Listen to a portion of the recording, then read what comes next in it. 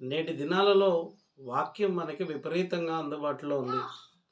ఎక్కడ చూసినా, ఎటు చూసినా మనకు అనేకమైన రీతిలుగా యేసు ప్రభువుని గురించినటువంటి వాక్యము మనం వింటూనే ఉన్నాం. యూట్యూబ్‌లలో, సంఘాలలో, ప్రార్థనలో మన ఈ దేవుని వాక్యాన్ని వింటూ మనం అనేకమైన రీతులుగా బలపడతా ఉన్నాం. ఈ యొక్క సమయంలో ఒక ప్రత్యేకమైనటువంటి మాటను మీకు తెలియచేయాలని నేను ఆశపడతా ఉన్నాను. యేసు ప్రభు ఈ లోకంలో జీవించినంత కాలం అనేకమైనటువంటి బోధనలు చేసి, అనేకమైన స్వస్థతలు, అద్భుతాలు, ఆశ్చర్యాలు చేసి, ఆయన తన యొక్క శిలువ మరణం పొందుతూ ఉన్నప్పుడు తన 12 మంది శిష్యుల గురించి ప్రార్థించినట్లుగా మనం యోహాను సువార్త 17వ అధ్యాయంలో మనం చూస్తూ ఉంటాం.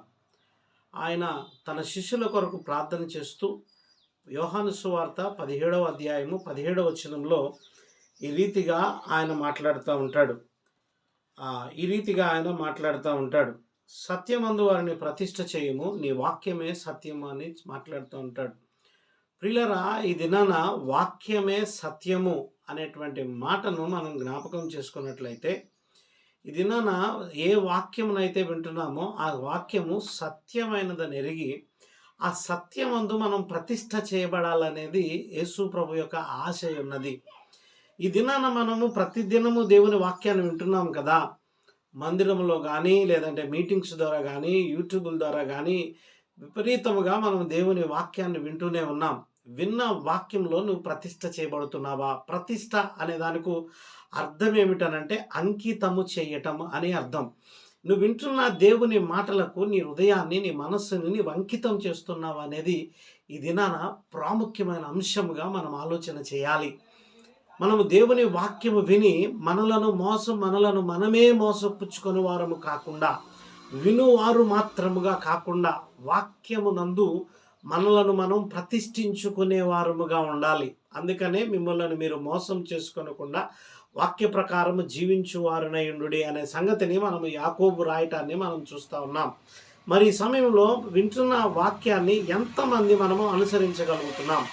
మన జీవితంలో మనం వింటున్నటువంటి దేవుని వాక్యాన్ని మనం ఎంతవరకు వెంబడించగలుగుతున్నాం అనేది మనం ఒక్కసారి ఆలోచన చేయాలి. ఎందుకు అనంటే, ఈ దినాన ప్రతి వ్యక్తి కూడా తన జీవితంలో ఫలించాలి అని ఆశపడతా ఉన్నాడు. ఏదో ఒక రకంగా తన బ్రతుకులో తను ఫలించబడాలి, దేవుడు తనను ఆశీర్వదించబడాలి, నేను అభివృద్ధి చెందాలి అనేది మానవుని యొక్క తలంపు, ఆశ ఉన్నది.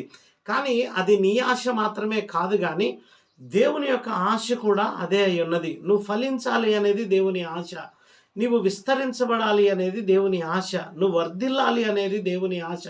అందుకనే నువ్వు వర్ధిల్లటానికి కావలసినటువంటి దేవుని వాక్యాన్ని ఆయన నీకు అందిస్తూ ఉన్నాడు. అందుకనే యేసు ప్రభు ఒక ఉపమానం చెప్తూ ఈ రీతిగా ఆయన మాట్లాడుతూ ఉన్నాడు. ఏమనంటే, విత్తువాడు విత్తనములు విత్తటమునకు బయలువెళ్ళను అని అన్నాడు. ఆ వాక్యమునకు భావం ఏమిటని శిష్యులు అడిగినప్పుడు ఆయన మాట్లాడుతున్నటువంటి మాట ఏంటంటే, విత్తువాడు వాక్యమును విత్తటానికి బయలువెళ్ళాడు అని అక్కడ తెలియజేయబడతా ఉంది. విత్తువాడు వాక్యమును విత్తటానికి బయలువెళ్ళినప్పుడు అక్కడ రాయబడిన మాట ఏమిటనంటే, ఎవరు ఈ వాక్యమును విని దానిని అంగీకరింతురో వారు 30దంతులుగాను, 60దంతులుగాను, 100 ఫలిస్తారు అని యేసయ్య చెప్తా ఉన్నాడు. ప్రియులారా, ఈ దినాన నీ జీవితంలో ఫలించలేకపోతున్నావని బాధపడుతున్నావా? నీ జీవితంలో అభివృద్ధి లేదు అని కృంగిపోతున్నావా? నీ జీవితంలో నేను ఫలించాలి అని ఆశపడుతూ దేవుని యొద్దకు వస్తున్నావా? ఇదిగో నీ కొరకే దేవుడి మాటలు నీకు తెలియజేస్తా ఉన్నాడు.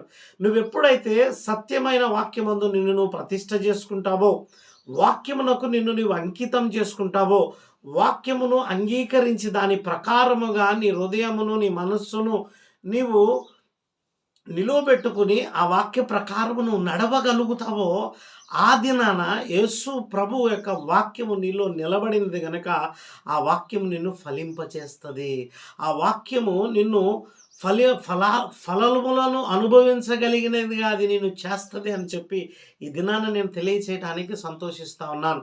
కనుక నా ప్రియ సహోదరుడా, సహోదరి, నువ్వు కేవలము దేవుని వాక్యాన్ని వినటానికి మాత్రము నీ హృదయమును సిద్ధపరచుకోకు, కానీ దేవుని వాక్యమును అంగీకరించటానికి, ఆ వాక్యమందు ప్రతిష్ఠించుకోవటానికి నువ్వు సిద్ధపడి నీ హృదయమును సిద్ధపరచుకున్నట్లయితే నీ జీవితంలో నువ్వు ఖచ్చితంగా ఫలిస్తావు అని యేసయ్య చెప్తా ఉన్నాడు. అందుకనే యేసయ్య తన శిష్యుల కొరకు ప్రార్థన చేస్తున్నప్పుడు వారు అనేకమైన అద్భుతాలు చేయాలనో, అనేకమైన ఆశ్చర్యకార్యాలు చేయాలనో, వారు విస్తారంగా సువార్త ప్రకటించాలనో ప్రార్థన చేయలేదు కానీ వారిని సత్యమందు ప్రతిష్ఠ చేయము, నీ వాక్యమునే నేను వారికి ఇచ్చి ఉన్నాను అని చెప్తా ఉన్నాడు. కారణం ఏమిటనంటే వాక్యమే దేవుడై ఉన్నాడు.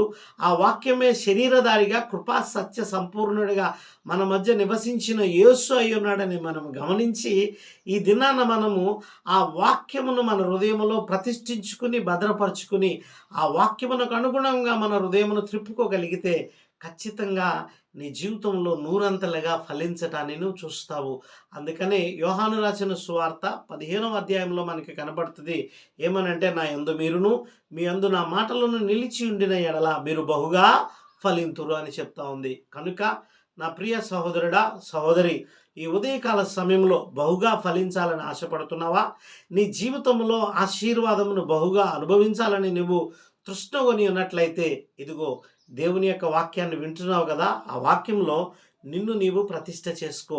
ఆ వాక్యమును నిన్ను నీకు అంకితం చేసుకుని ఆ దేవుని మాటలకు అనుగుణంగా నీ హృదయమును మార్చుకోగలిగితే, ఆ దేవుని మాటలకు అనుగుణంగా నీ మనస్సును మార్చుకోగలిగితే, ఆ దేవుని మాటలకు అనుగుణంగా నీ యొక్క ఆలోచనలను మార్చుకుని నీ మనస్సును మార్చుకొని దేవుని యొక్క వాక్యం వైపు నువ్వు తిరగగలిగితే నువ్వు ఖచ్చితంగా బహుగా ఫలిస్తావని ఈ దినాన్ని నిన్ను ఆశీర్వదిస్తూ నా మాటలు నేను ముగిస్తా ఉన్నాను.